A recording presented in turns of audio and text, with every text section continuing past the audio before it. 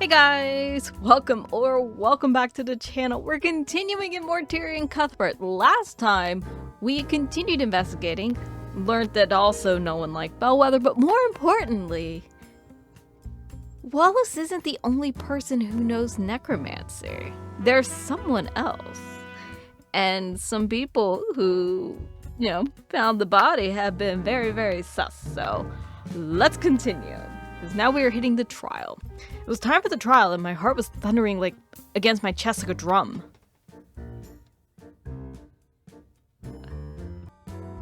Luckily, I've been reading about some meditative techniques after what happened last time. I just needed to take deep breaths and relax. I breathed in, I breathed out. I breathed in. Hi, Tyrion! Celeste, don't sneak up on me like that. Are your nerves acting up again? Come on, it's not as if this is your first time defending someone. No, it's just my second time. It's too bad Ruby couldn't make it. I'd say that you should calm down for Wallace's sake, but there are so many people here, and they're all looking at me. Their eyes are prying into me like a pack of flesh-eating maggots. Ew. I needed to calm down. I was just making Wallace more nervous. Don't worry, Wallace. Our investigation revealed a lot of weaknesses in the prosecution's case. We have a strong case for your acquittal. Okay. Actually, that was true. I really had nothing to worry about. See? You can be confident when you want to be.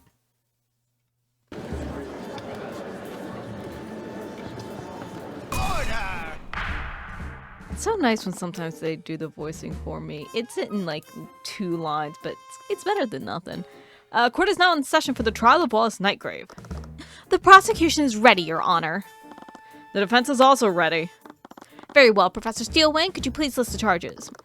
Mr. Nightgrave is the second-year student at the Wyvern Guard Imperial Academy. He is charged with first-degree murder, negligent misuse of the arcane arts, and illegal practice of advanced necromancy. Necromancy? You mean to tell me that the defendant is a necromancer? I can't believe it. A necromancer in this day and age. Look at the kingdom allow this to happen. Objection!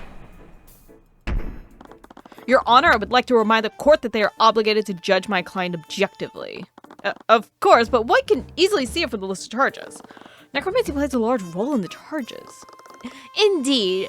The crime occurred within the academy this afternoon. The victim is Catherine Bellwether, a professor at the school. Although there were no witnesses to the crime, traces of necromancy were detected on the body. Furthermore, the autopsy report shows that the victim's body had no physical wounds.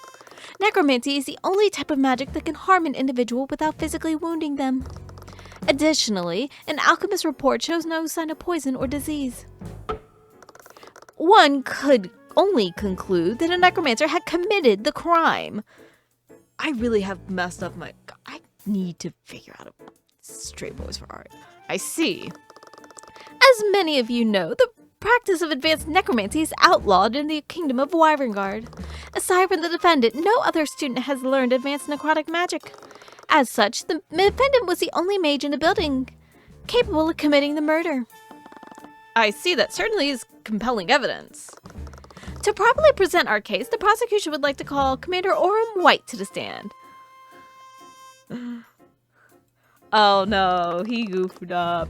Commander White, please testify to the court about the Inquisition's findings. Yeah. I wish I gave him an easy voice like Gumshoe that I can kind of just pull out, but I just can't. It started when the City Watch got a call from the Imperial Academy. Someone was attacked and the whole building was put on lockdown. We set up a perimeter around the area, waited for the lockdown system to deactivate. When we finally got into the building, the prosecutor personally inspected the body and detected traces of necromancy on it. There were no cuts or bruises on the body. The entire body was clean. Those 2 pieces of evidence, we concluded that it could only be the necromancer kid who did it. It's fine. The Inquisition's testimony was just as I expected. I already found and identified the hole in Steelwind's case. All I had to do was find the hole in the commander's testimony.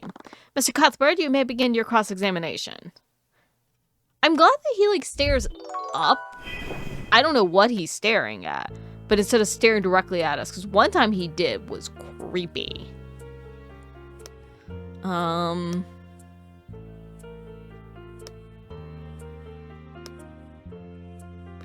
This is the thing that we'll probably have to press. Because the blood. How carefully was the body checked? Perhaps the prosecution mixed something like a small puncture wound. The coroner couldn't even find the smallest cut, bruise, or fracture on the body. Furthermore, the alchemist's report shows no sign of poison or disease. The necromancy spell had obfuscated the post-mortem divination. I spared no expense to verify the cause of death through other means. It made sense. If someone had used med wounds on the body, it would have healed even the most minor of injuries. So how do I prove that someone healed the body?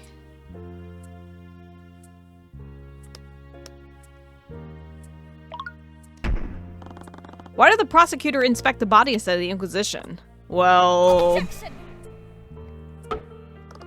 How I chose to lead the investigation is irrelevant to the proceedings.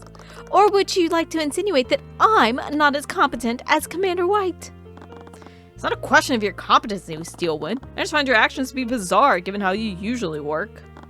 While the court admits that the prosecutor's actions are unorthodox, we find the presence of a necromancer to be an unorthodox situation. I see no reason to question the prosecutor's actions.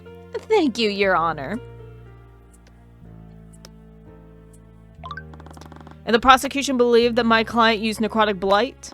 Yep, it's the only way the crime scene makes any sense. Necrotic blight? I'm afraid I've never heard of the spell before. Necrotic blight is a spell that drains the life force of its target. When used on a living human, it makes the bodily function cease. Their body dies soon after. I see. I will never be able to figure out the Arya voice because I keep going into my Francesca. And I'm like, I know she's different, but my brain just keeps going into that. What a horrible spell. That commoner should have been able to learn something like that. I thought there would be more protections against children learning this. Also, spell companion really wasn't doing him any favors. There really is a large stigma against necromancers, isn't there? I already collected a lot of evidence after investigating the crime scene. I already know the Inquisition's theory contradicts one of the clues that we found. Right, all we have to do is present that contradiction. Okay. Hold on.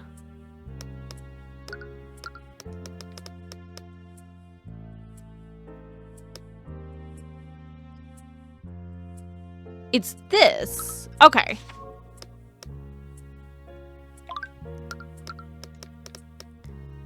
Like, it has to be, because, like, there's no reason the blood would be there. Objection! Commander White, it appears that you've neglected to mention one key detail of the crime scene. Yeah? And what's that? During your testimony, you said that the body was clean. I will admit that there weren't any wounds on the body. However, the body was certainly not clean. At the scene of the crime, there was a large pool of blood located where the body was. The blood had to have come from the victim's body, and it certainly was not clean like the commander testified. I'm sorry, Mr. Cuthbert, but I fail to see the significance of this. I'd like to remind the court of the prosecution's case against my client. They're accusing him of murder using necrotic blight, a spell which would not have physically wounded the victim. So why was there any blood at all? Let's not get ahead of ourselves. The fact still stands. There were no wounds on the body, nor were there any reports of poison or disease on the autopsy. There are clearly magical elements in this case. But Catherine Bellwether was bleeding profusely at some point. How else would there be a blood stain on the body? Do you have any explanation for that, Miss Steelwind?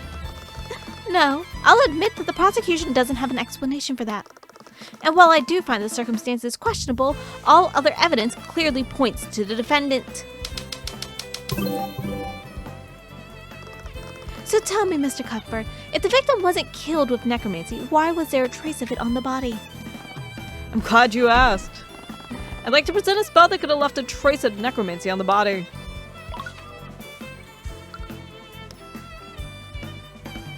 Wait, it's the men wounds. Right? That's the only one that it would be. Mend wounds? Correct me if I'm wrong, but isn't that a healing spell? That's correct, Your Honor. Spells from the school of necromancy can control the forces of death and life. Mend wounds is in fact a necromancy spell. Really now? I really wasn't aware of this. Now, I'd like the court to consider the following. What would happen if Bellwether was wounded and someone attempted to heal her using mend wounds? All of her wounds would disappear from her body. I see, that does make sense. Objection! Do you think I'm that incompetent, Mr. Cuthbert? Frankly, I'm a little insulted. What? The Inquisition is well aware of what happens when a mage attempts to save a victim using mend wounds.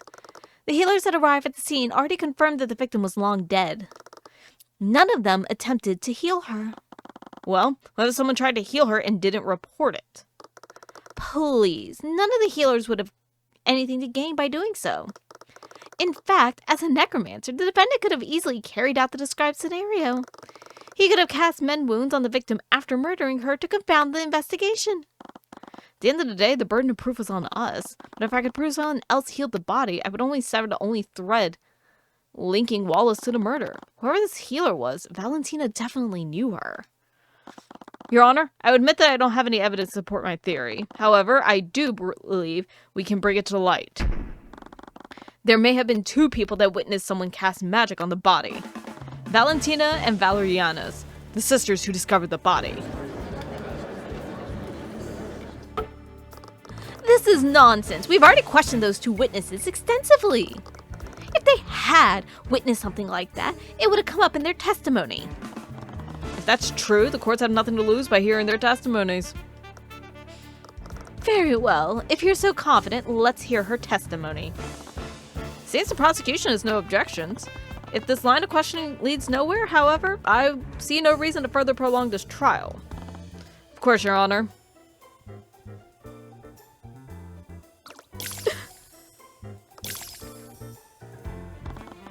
She just arrived at the stand and she was already stressed out. It would work in my favor. Witness, please state your name and occupation for the court. My name? Witness, there's no need to be so nervous. We merely want to hear about what you saw on the day of the murder. Right. It's just that guy over there, Are you talking about Mr. Cuthbert? Did this man harass you, witness? Wait a minute. Yeah. He super harassed me. Mr. Cuthbert, I would expect someone of your profession to behave more professionally. I could hear Celeste snickering under her breath. You're enjoying this far too much. Anyways, please state your name and occupation for the court, Miss Llanos. My name is Valentina Llanos. I'm the head chef at Wyvern Guard Imperial Academy. Really? And at such a young age. As I recall, you were one of the witnesses who discovered the body. Apparently, the defense finds your involvement suspect. Rest assured, Miss Llanos, in this courtroom you will be protected from Mr. Cuthbert's harassment. Now, please testify to the court on what happened that day. Yeah.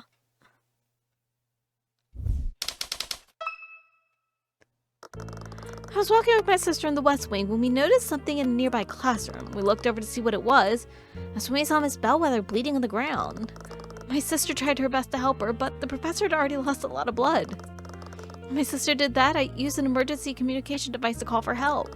It was too late. By the time the bleeding stopped, she already lost too much blood. If your theory is true, that means she just lied in her testimony.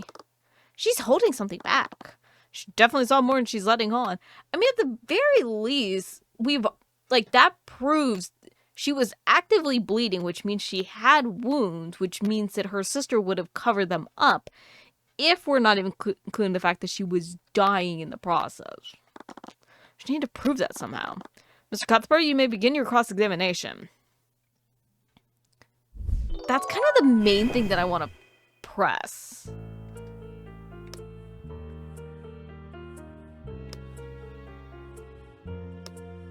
There would have been no time for anyone to use mend wounds. Did you notice anything else strange in the lecture hall? Well, there was that terrible smell. It was awful. I almost couldn't see it because of how much I was tearing up. Makes sense. Aside from Bellwether, that smell was the most notable thing in that room. It would have been hard to notice anything else. She tried to help her. Miss Giannis, how exactly did your sister try to help Miss Bellwether? What? Oh, my sister used first aid to try to stop the bleeding. I see. Could you please add that detail to your testimony? Yeah, sure.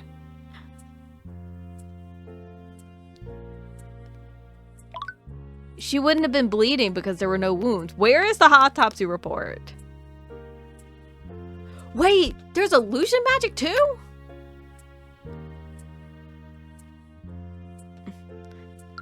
Let me double check. There was no wound though. Objection! I think that's where we gotta press.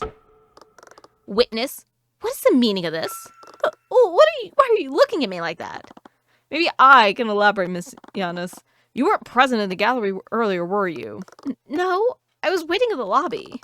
Lady Steelman told me to wait there. I considered myself lucky. This wouldn't have been nearly as easy if Valentina had seen my cross-examination of Orm. You see, Miss Giannis, one key element of the case is that the body didn't have any wounds on it. Yeah, so? So that begs the following question. How did Valerie apply first aid when there shouldn't have been any wounds on the body? What? There's clearly something amiss here. I'm afraid I don't fully understand the implications of this. Are you accusing the witness of committing perjury, Mr. Cuthbert? When someone lied, they kept it as close to the truth as possible while changing minute details. In her thoughts, Valerie said that she was sure she saw a wound on Bellwether. She also mentioned Valerie was the one who tried to save the professor. I knew that someone had cast healing magic on the body, that's why the wounds had disappeared. If the wounds disappeared after the twins discovered the body, that could only mean one thing. The witness was lying, Your Honor, but not about everything. Valerie Giannis did try to save the victim's life by addressing her wounds. She didn't use first aid, she used magic. Objection! I'm sorry, Mr. Cuthbert, but your theory is completely flawed. How so, Steelwind? Well, it's quite simple. We've already verified that neither of the sisters is a mage. What? Wait, how can you be so sure? During the investigation, we had both the Giannis sisters attuned to a spell compendium. It's a standard procedure for the Inquisition when interviewing witnesses. Then that means... Oh, shoot. I hit the wrong button. Neither of the Giannis sisters could attune to a compendium. Let me double check. Okay. That's right. The Inquisition checks us both. We're not mages. Was I wrong about Valerie being a mage? No, that couldn't be right. Her thoughts say, how did he figure it out? That meant I was on the right track.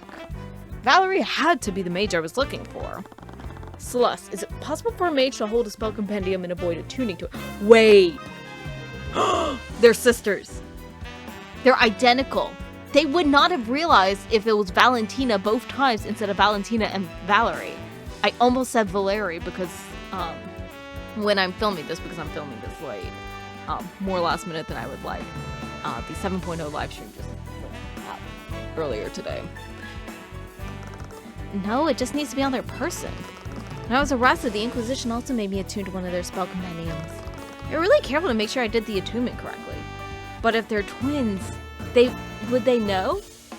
Would they be able to, like, so long as Valentina kept her mouth shut, they wouldn't have realized that it was Valentina. Like, Valentina could maybe not have the magic, but Valerie could.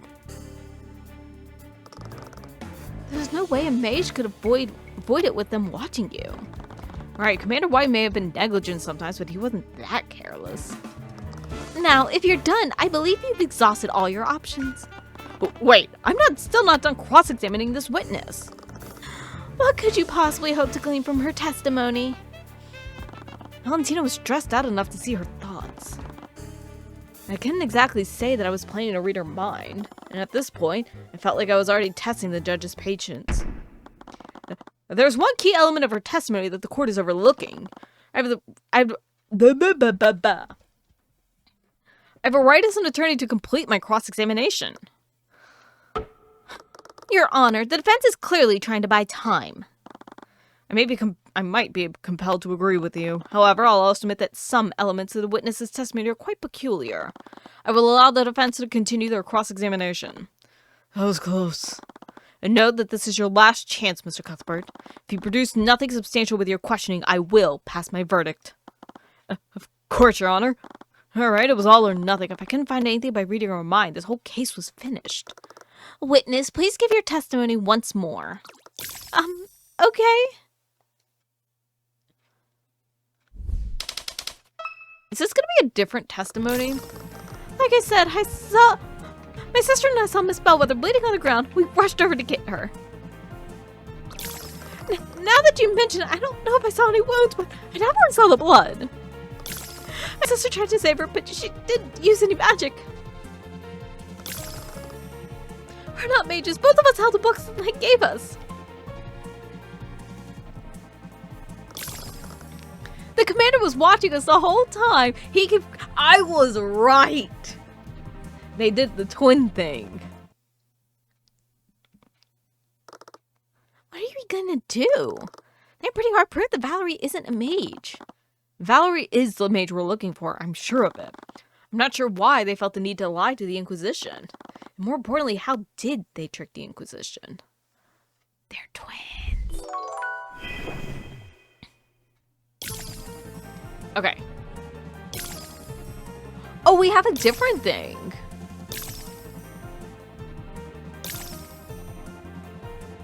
Objection! Was I supposed to...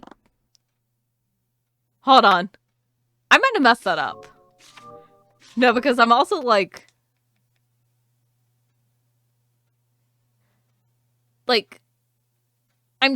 We don't have any proof that they would have swapped.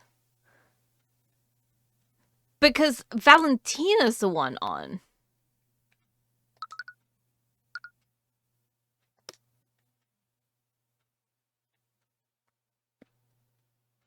Like, we don't have any... I'm trying to look at the... Like, if there's any difference in them. So I might have goofed. Miss Giannis, your thoughts betray you. What? I found the thought. Must have done something to trick Warren, but what? Yeah, swapped. Must have happened when he was interrogating them. Orem collected their statements. How are they holding up? From what he said, they were extremely tense, but I suppose that's to be expected. He told me they couldn't sit still. I found it difficult to take their... They swapped. They fucking swapped. I told y'all. Couldn't sit still. That implied they were moving somehow. She also thought it was a good idea, good thing that they were twins. We could just bring Valerie out and have her tuned to another one. This means that their so-called trick would have worked otherwise. Hold on. Maybe.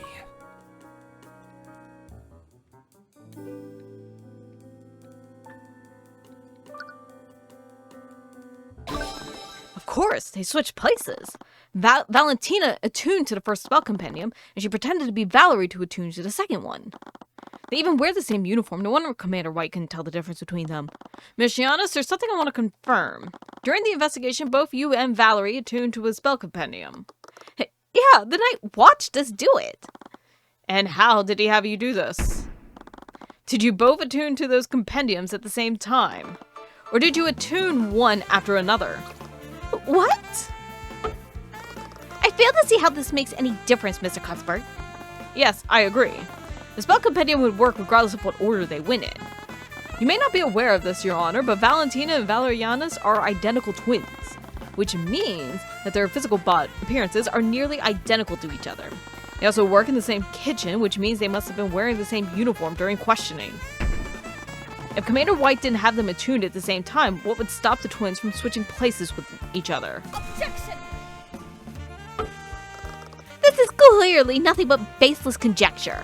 Orem wouldn't fail at such a basic task. Really, Prosecutor Steelwind? You find it hard to believe that Commander White would fail at a task like this? Even so, the gift of magic is inherited through bloodlines. For a pair of genetically identical twins, it would be impossible for one twin to be a mage while the other is not. Has that been proven, Steelwind? Because as far as I'm concerned, that is baseless conjecture. Wait a minute, this is crazy. We didn't trick the Inquisition. I keep telling you, my sister and I aren't mages. Then prove it, Miss Giannis. Bring in your sister and we'll have you tune to 2 spell compendiums at the same time. No!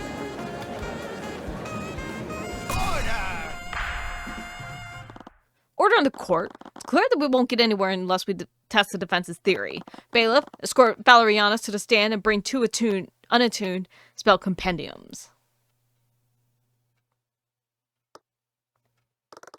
They both had their hands on those compendiums for the last 10 minutes. There's no way they can fake it in front of this many people. All right. It was a moment of truth. I can only hope that my theory was correct. No. Did he seriously? What is it, Professor Steelwind? What I see is a commander seeking new appointment in the near future. It appears that the defense was correct. Valentina Giannis isn't a mage, but Valerianus is. What's more, Valerianus' compendium contains the Mend Wounds spell, which makes the defense's theory entirely plausible. Please, just allow me to explain. We should allow you to explain what exactly? You're an unregistered mage, and you and your sister have made a mess of the investigation and this trial. How would you know what it's like, Lady Steelwind? What? You think we don't know who you are? You're not like us. You don't have to hide. But it's okay. This whole situation has gotten out of hand. I don't think hiding would cause so much trouble, and I won't let somebody go to prison because of me. Even if he is a necromancer. Please, let me testify about what I saw. I'll tell you, all of you, what really happened that day. Your Honor, I believe we may all benefit from hearing Miss Giannis' testimony. Very well, but understand there will be repercussions for your actions, witness. I know.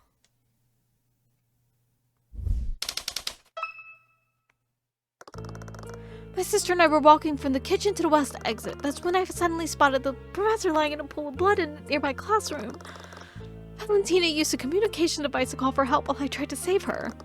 I saw that she was bleeding, so I cast Mend Wounds on her to close her wounds. But it was too late. I closed a hole in her chest, but she was already dead. There's a hole in her chest. Your Honor, as you can clearly see from the witness's testimony, the trace of necromancy was left by the witness, not my client. What's more, it's clear that there was a physical wound on the body. I see. Well, his words trailed off. He didn't clearly want to pass a verdict with no clear culprit. They had no choice. The case against Wallace was predicated on Bellwether being killed by necrotic blight.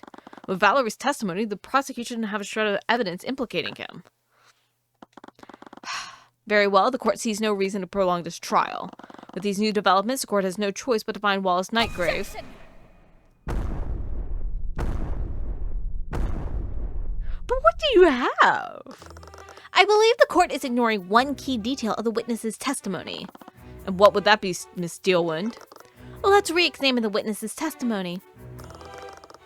Okay, bleeding. She was already dead. The communication device that Valentina Giannis used logs the time of day during each use. From this log, we know that Valentina used this device at 3:04 p.m. This was an hour after the time of death. Where are you going? This one, the animate the corpse. Wait. Okay, my thing is, no, this can't be it. It has to be a different version because we heard her talk. She talked to Jan. Like, this is what she's going to be trying to use. Because you can reanimate for up to 8 hours, which is in the timeline. However, they can't speak. And if Wallace was in the library, he would have no idea. Wait. No, she would have been alive at that point. Okay, so she would have been alive at that point. But then we have, so long as we have when Wallace was, shoot. The only thing that we would have is if Wallace was on, because we have the thing, I remember these things, the arcane constructs. We're gonna have to get the log for this, because if there's at any point, because I remember Celeste was like messing with it, And I think Wallace was trying to get her to stop. So the only way it would have worked is if he would have been heard on the log. Which I don't think that they would have had the logs cleared today. Where are you going with this? Mr. Cuthbert, there's a witness who saw the victim before the body was found, Jan Hughes. He, along with the other witness, spotted Bellwether walking in the hallways before the body was found. So, oh, Bellwether knocked over babe. Wait! Oh, okay. Before they found the body, so that would have been 2:30. I thought it was... Okay, so that makes sense. So that would have been 2:30, which would make sense that they're pushing the animate corpse. But the thing is it can't speak. The only thing that I don't know... There's nothing to say that the caster can force it to... the corpse to speak. But... they can only end it prematurely after, like, if it's ordered by the caster. But there's nothing where it says that the caster can force the minion for the corpse to speak.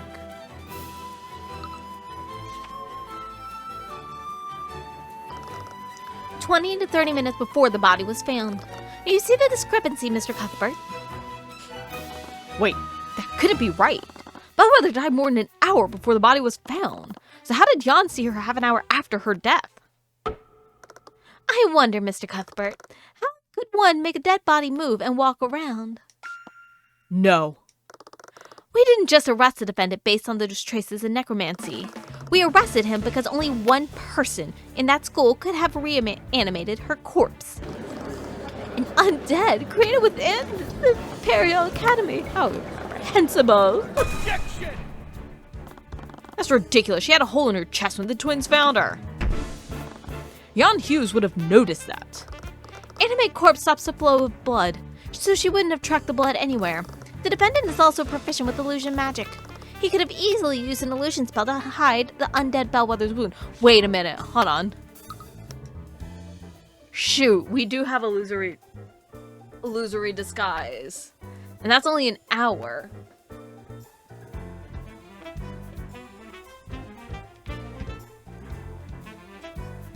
But you can't make you can't make physical contact with it. Jan made physical contact with her.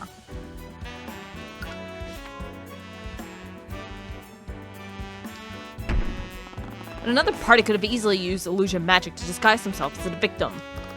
If that were true, how did the body move to the classroom? Miss Steelwind, if your theory is true, it would mean that the murder occurred elsewhere. Would the Inquisition happen to know where? Regrettably, we do not. That the prosecution's case against my client is still faulty. You can't convict my client without more evidence. I must agree with Mr. Cuthbert. With these new developments, the court sees it fit to suspend a trial for the time being. It will give the Inquisition time to investigate these unknowns. Court proceedings for this case will resume tomorrow morning. Court is adjourned.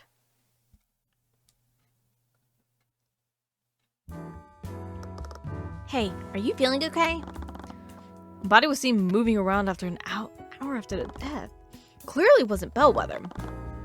Or at the very least, she wasn't alive when Jan ran into her. So what was it? Tyrion. Steelwind was right about one thing. There was illusion magic involved. Which spell was it? Could it have been illusory disguise? Tyrion! What? You've been pacing around the lobby since the trial ended. Sorry, I was just thinking about Steelwind's theory. It's a little creepy when you think about it. You really think someone turned a professor into an undead? I don't think so. The prosecution's case is hinged on one key point, that Wallace was the only high-level necromancer nearby. We have to assume that he's the only person capable of using that type of magic. But then how is she walking around? I don't know. It doesn't make any sense. It's a given that Wallace didn't animate the body. No matter what they did, someone had to have used an illusion. Aren't there spells that create freestanding illusions, Aren't there spells that can create freestanding illusions, not just disguises? I honestly don't know. We'd need to talk to someone who knows about that type of magic. Didn't Eris say that she was studying illusion magic? She might be able to give us a lead. Is that really a good idea? What do you mean? What if she's the one who created the illusion? What? was detecting fear from her again. Celeste, are you afraid of Eris? What? No! I saw it this morning. You always get really anxious whenever she's around. Oh, I didn't mean to be so obvious about it. What's wrong? Sorry, it's not based on anything real, but... how do I explain this? You already know that I was working as a mercenary before this. When you do that kind of work, you build up an instinct to sense danger. You kind of have to if you want to stay alive. Sorry, I never knew. Tyrion, I've fought literal monsters and barely escaped with my life. When I'm near Eris, none of those monsters even come close. I get this feeling, it's like I'm in front of a predator that I couldn't even hope to beat. Every instinct I have tells me to run whenever she's close by. Really? She doesn't seem that dangerous, just a little mischievous. I know, I think I may be just anxious or something. I should know better than anyone not to judge people by how they look. Sorry, forget I said anything. If you think we should talk to her, then we should do that. Celeste's instincts have never steered me wrong before. She's always been reliable, and Eris was making her feel this way. And if Eris was making her feel this way, that must have meant something. But that's all the more reason for us to talk to her. Aside from that, there's something else that the prosecutor said. Jan saw the body. Oh, another witness spotted Bellwether walking in the hall before the body was found. There's another witness who saw Bellwether walking around. Right, Jan probably isn't the most reliable witness. He's probably only half awake when he saw her. And you think Steelwind would tell us who that witness was? We still have that deal with her. We won't lose anything by asking. Honestly, that's still bothering me. What is? Why is she so interested in who my biological parents are? That was strange. She traded information about the investigation for it too. Maybe she thinks you're her long-lost sister. Oh, I never thought of that. I don't know. Wouldn't that mean I'm the daughter of Lucio Steelwind? I think my dad would have thrown a fit if he ever heard that. You are pretty good at fighting. Ugh. That actually makes a lot of sense. I guess I like Arya. I've always wished I had a sister. But I don't want to think about this now. Maybe you can ask her when you're at that brunch and you strong-armed her into. Oh, I almost forgot. I can't believe I'm going to be out there as Duskweaver. Anyway, we still have a long investigation ahead of us. And we need to start by talking to Steelwind about that witness.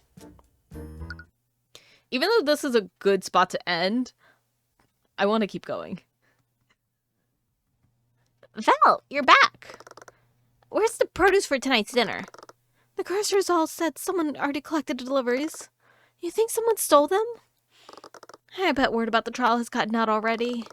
They're definitely not going to settle us anymore. Ugh. That dumb attorney just had to go and ruin everything. I don't know. I was watching the trial. You really think that boy killed Catherine? Of course he did. He's a necromancer, for crying out loud. If what they said was true, I'm one too. You know that's not the same thing. You only use healing magic. Come on, help me prep with some of the leftover meat. I bet we can still make some soup out of it. I hate this. Yeah, I know. The students are totally going to complain about it. No, I hate magic. Sure, whatever, Val. What?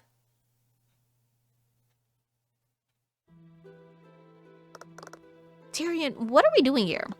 I'm not sure. For some reason I felt drawn to this place. I was supposed to make my way back to the academy, but I suddenly found myself here.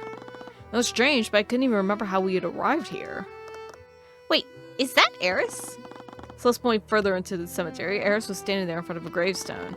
She was placing flowers on it and appeared to be chanting a short prayer. Well, we found her. We should probably talk to her later. It would be rude to disturb her now. As we were about to leave, Eris suddenly turned to face us. She was far away, but she clearly noticed us and was beckoning us over. Oh, hello there. Were you two looking for me? Sorry, we were looking for you, but we'd understand if you'd rather talk later. No, I was just finishing up here. Did you have something that you wanted to talk to me about? Well, we wanted to ask you some questions about the case. Oh. Wait, hold on. Arcanum. Wait, there was something. Is this the grave that she was at? Grave. Emily Grant, and her lifetime appeared to be awfully short. She was only 12 when she died. Don't know if that's helpful. That was my first time watching a court trial. You were truly remarkable. Thank you. Were you at the gallery? I've always enjoyed watching physical battles in the theater, but I see now that battles of wit can be just as entertaining to watch. Entertaining? Yeah, I know what you mean. You see the odds are stacked against him, but then he suddenly pulls out this crazy deduction that takes the whole trial back. I've never really thought of it like that. But I'm sure it's far more entertaining to be the one making the deductions. I'm not really sure what you mean. I practice law so I can help those persecuted by the justice system. I don't really do it to entertain myself. But is that really true? Don't you find the experience even the least bit entertaining, Tyrion? I wouldn't really put it that way. You're far too modest. You save people from the clutches of death. To your clients, you might as well be a knight in shining armor. I don't know why. I really like doing Eris's voice. I just need to learn how to project it better because I'm practically up against the filter. Earlier, you said that you were studying illusion magic. I am. Did you want to ask me about the prosecution's theory? Yes, actually. How did you know? Disguising an undead with an illusion is definitely possible. As Lady Steelwind says, illusory disguise would be the best spell to use for that. What if someone created a freestanding illusion? We know that Wallace didn't animate and disguise the professor's corpse. So what if the illusion wasn't disguising anything? Maybe someone created a freestanding illusion of Bellwether walking around. Or something like that, one would probably... For something like that, one would probably use major illusion. Okay. But we don't have anyone that we know that does this. Creates 3D illusion, can take the form of any object or creature that contained in a 10-foot cube. The caster can animate and move the image to a different location within range. The illusion is purely visual and can't be physically touched. But we have... that... Unfortunately, it doesn't work because with Jan's testimony, she knocked over the vase, shattering it. Unless there were 2 illusory mages, I don't know if you'd be able to do that and have it seem like an illusion were to have, be real. But he had to clean it up. So, that had to be real. So she wouldn't have been able to interact with anything. That's the only thing. But I feel like that's gonna help. What is it? I don't think major illusion is what we're looking for. You remember what Jan said? Okay, knocked over the vase. If the bellwether that Jan saw was a major illusion, then she couldn't have knocked over that vase. Illusions created by that spell don't have any mass. I see. How perceptive of you. Are there any other illusions that have mass?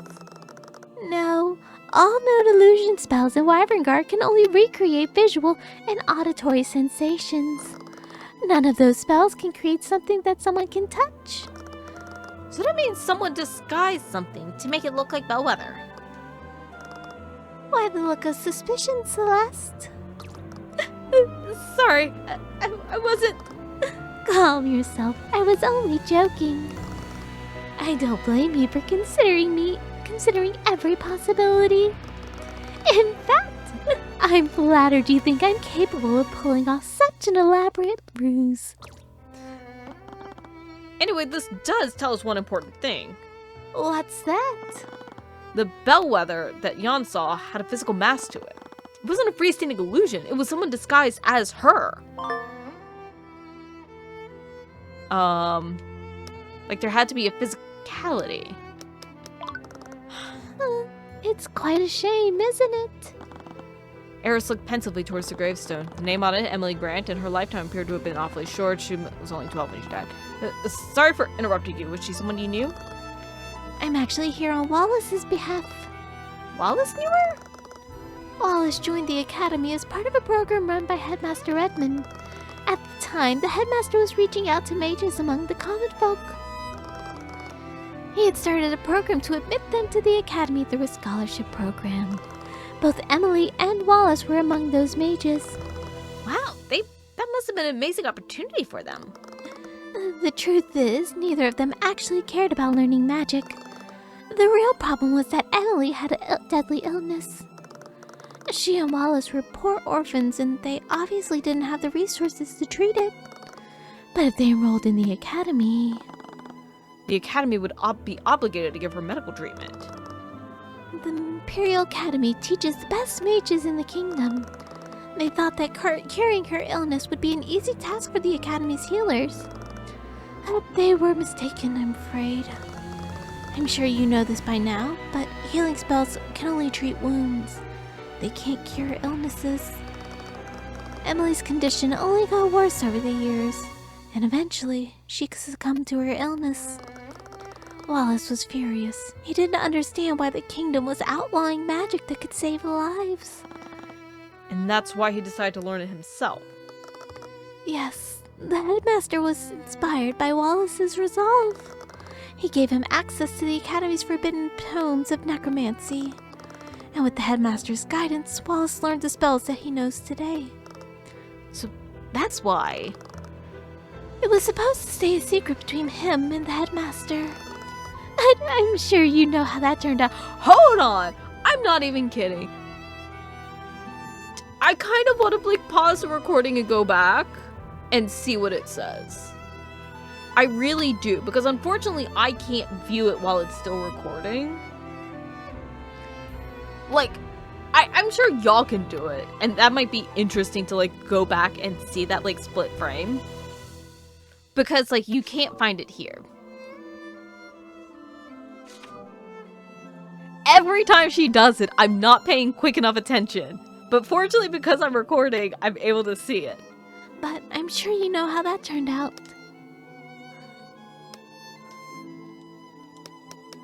Okay. Let's go to the library. Oh, it's you, Mr. Cuthbert.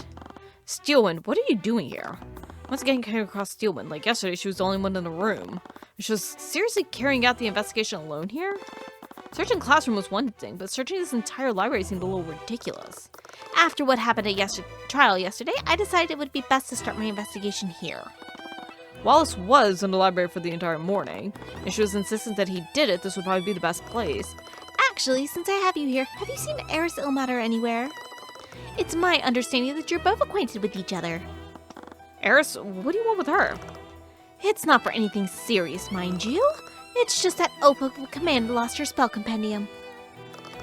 Now we need her to produce another one for our records. If you see her, please let her know that we'd like to speak to her.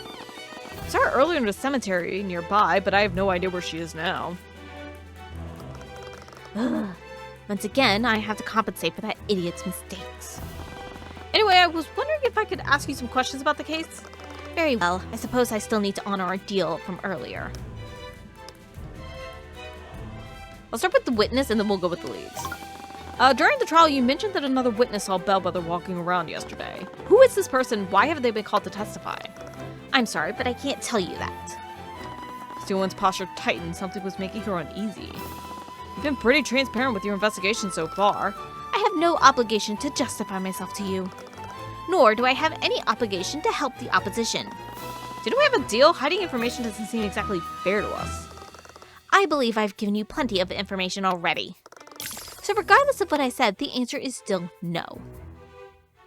Is it Eris? Hold on. Okay. It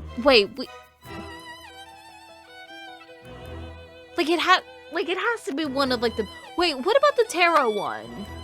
I forget what her name is. Oh, I genuinely can't think of what her name is. The Eye of Horus caught a stray thought from her. Her family is dangerous. What does she mean by that? Is there something about the witness's family that you're worried about? I'm sorry, but you'll have to try harder if you want to bluff me. Why Why would she go to such lengths to hide one witness's identity? She was perfectly fine with revealing elements of the investigation yesterday.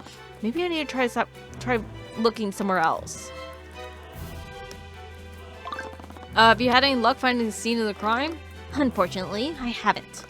From the witness's testimony, we have a rough idea of the route Bellwether took, but none of the rooms we've checked have any sign of a struggle. Why are you so sure that a struggle happened? I'm mainly basing that off of the Yana's sister's testimony.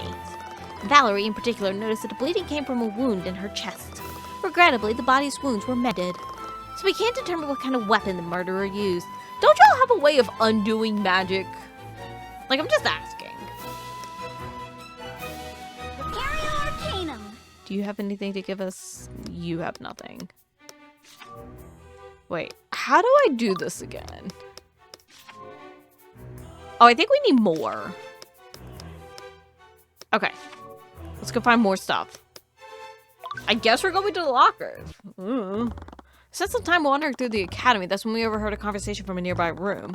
From what I understand, Miss Steelwind had already moved the investigation elsewhere. How long must I wait before I can retrieve my things? Sorry, old timer. Orders are orders. Nothing comes in or out till this case is over and done with. Commander White? And the headmaster too? Oh, hello, Mr. Cuthbert. And kid. In any case, there are other matters I must attend to. Please inform me when I can reclaim my things. Wait, he has illusion. He has illusion. I'm just saying. Sure thing. Is it gonna be the headmaster?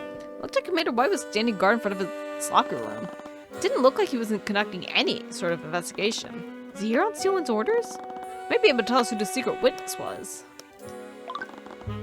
What was the headmaster talking to you about? Had some items stored in one of the faculty lockers. Problem is, Steelwind says no one gets in or out of this room. Except for her and you two, I guess. She won't even let the other knights in here. Really? Is that normal? Nope. The things rarely are when she's calling the shots. I'll just go with it.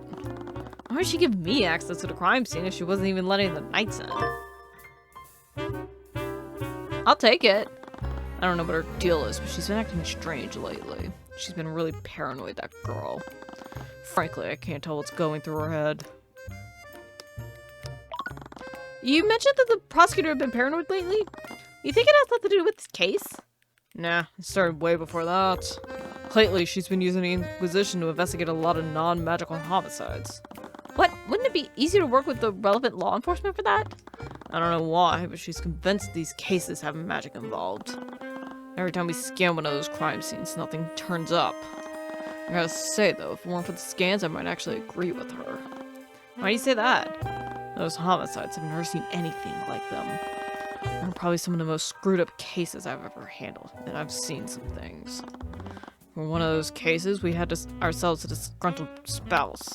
She found out that her man was going around town with a barkeep. Catch my meaning. Wait, what do you mean? Tyrion.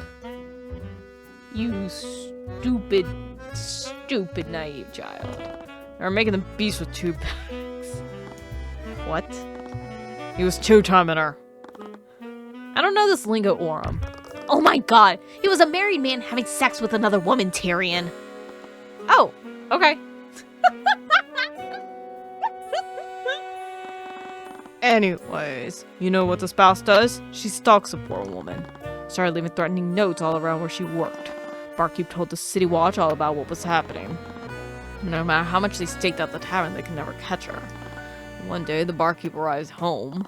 Little did she know the spouse was waiting there for her. Poor lady never had a chance.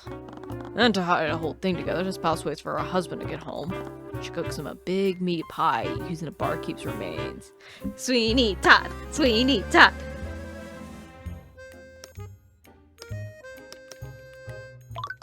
Wow, that story's pretty. I know. Steelwind thinks someone developed a new type of magic that can control people's minds. Wait! Eris! Eris! We've seen her do this! And these homicides are some kind of sick test run. Magic that can affect people's minds. Wouldn't Mageblight make more sense? Mage Blight. When a mage overuses their magic, it can have pretty bad consequences on their mind. Temporarily lose grip of reality and begin seeing things that aren't there. When a mage becomes like that, it almost never ends well. They basically become psychotic. When they enter a frenzy and begin firing spells randomly, which only makes it worse. Seen my fair share of Mage Blight cases, and this wasn't like that. Not all the perps were mages. The ones that were didn't even use their spells. One thing that each of the perps almost seemed to wake up after we arrested them. Eris! Like, I know I want you to be a crazy psycho, but like, no. I want you to be like a crazy psycho for good.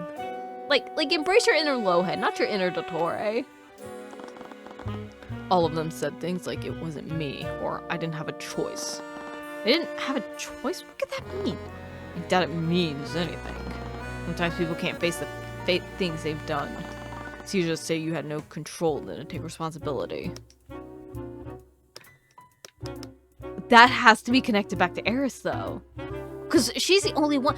And, like, she has enough power that she can, like, literally fuck with the headmaster's mind. Like, I assume that it's something where it's not like, oh, okay, once you're, like, it's easy to, like, you know, manipulate a kid's mind, but, you know, an adult or, you know, like, someone who is, like, well-knowledge and stuff like that. That's just my theory.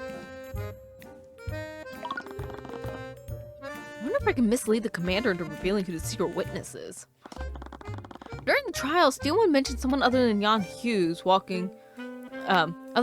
saw Bellwether walking around. Have you seen them around lately? We wanted to speak with them. Nice try, kid. Well, it was worth a shot. Honestly, I couldn't tell you if I wanted to. I don't think anyone other than Steelwind knows who this witness is. I sure as hell don't. What? She was even hiding it from the Inquisition commander. Why was she being so secretive? Seemed like the commander didn't know who the secret witness was either. Ugh, this isn't getting us anywhere. Steelwind's behavior is strange, though. Perhaps we could try analyzing her behavior. If I did that, I might be able to figure out why she's acting so strangely. Let's take a moment to work through this. Steelwind's behavior has been strange this time around. She's hiding elements of the case, even for the commander. Anyone can tell that she doesn't have much faith in him. I'm standing right here. But this is the first time I've seen her hide key evidence of a case from him. There has to be a reason why she's being so secretive. Maybe. Her actions must be driven by paranoia. She's been hoarding information about the case after all. There's only one reason why she wouldn't utilize the Inquisition like she usually does. It's because she doesn't trust them. Hate to say it, but that doesn't really surprise me. She's always been standoffish with us. But there is one exception.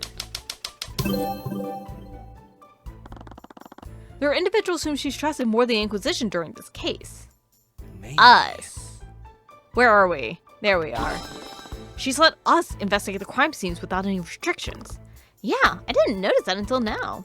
Does she really trust us that much? I don't think personal trust is a reason. We don't usually interact with her, and she's worked with the Inquisition on plenty of cases that we weren't even involved in. Maybe. Wait.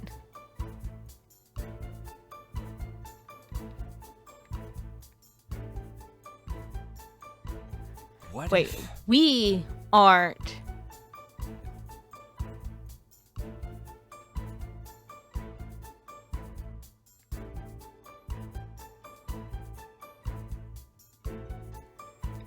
I mean, honestly, it could be this. Steelman doesn't know much about us, but she does know that we aren't prone to noble corruption.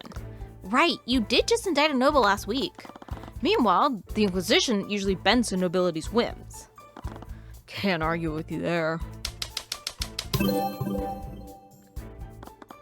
Using my intuition, I could tell that she's worried about the witness's family.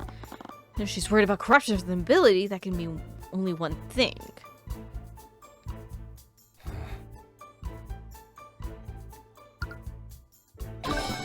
The witness has to belong to a noble family. That's why she's so wary of interference. But we're obviously not going to do anything corrupt. Why is she hiding the witness's identity from us? Remember the thought that I saw through the eye. She's worried about our safety. Yeah, I guess Arasaka Noble could put you in danger, but I'm the protege of the infamous Ruby Tamura. Yeah, it's not as if we weren't already on the nobility's bad side. I'm sure House Pierce still has it out for us. You're definitely the one sending those rogues into your house. What? Don't worry about it, I got it under control. This can only mean that the family we're dealing with is even more powerful than House Pierce. If the prosecutor is wary of them, then they must be as powerful as the Steel Winds. Wait, don't tell me you think we're dealing with another of the Four Pillars. I have to ask about that. I always hear you and Ruby say it a lot, but who are the Four Pillars? It's a name people use for the four most powerful noble houses. They're led by the dukes and duchesses. House Frega, House von Sanctus, House Sibril, and of course, House Steelwind. The four of them stand at the top of Wyvern hierarchy. So Steelwind is one of them. What is it? Steelwind's paranoia all started after she investigated this room. We were at the crime scene and she left to follow a lead. An hour later, she came back to the lecture hall and basically booted everyone out. Her behavior changed after investigating this room. And maybe she found something here. And that something must point to a family from the Four Pillars. Commander shifted slightly. You know, Steelwind's orders says I can't snoop around here. You two, on the other hand. Don't worry, just leave it to us. I have some school records that say which locker belongs to which student. You can use it to tell whose locker you're looking at.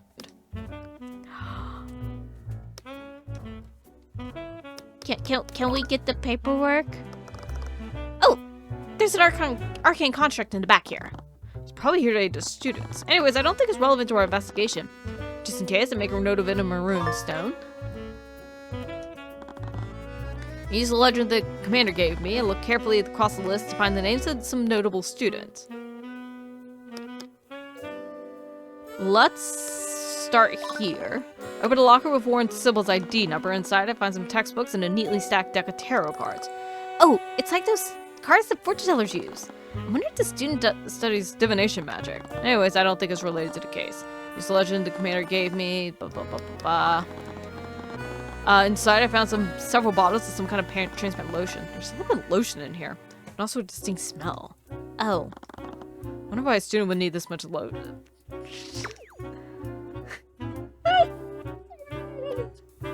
Oh, you naive child. Don't look at it. Don't inspect it. Oh, wait, Tyrion, don't touch those with your hands. The label appears to be some kind of sanitizing liquid. It's a little strange, but it doesn't seem related to the case. Okay. Huh. Open the locker with Miriam Frego's ID number. Inside, I found several stacks of worn-out textbooks and notebooks. Wait a minute. These notebooks all have Wallace's name on them. Open the notebooks and quickly scan through its pages. It appears to be notes on the art of necromancy. These are Wallace's notebooks. But why are they in Miriam Frega's locker? Did she steal his things? What was going on here? I began taking all the textbooks and notebooks one after another. The lockers were really cramped. I noticed a stain near the back of it. I quickly took everything out to get a better look at it. What? I think this is dried blood. Wait, Celeste, scan it for traces. No, there aren't any traces on it. But why would...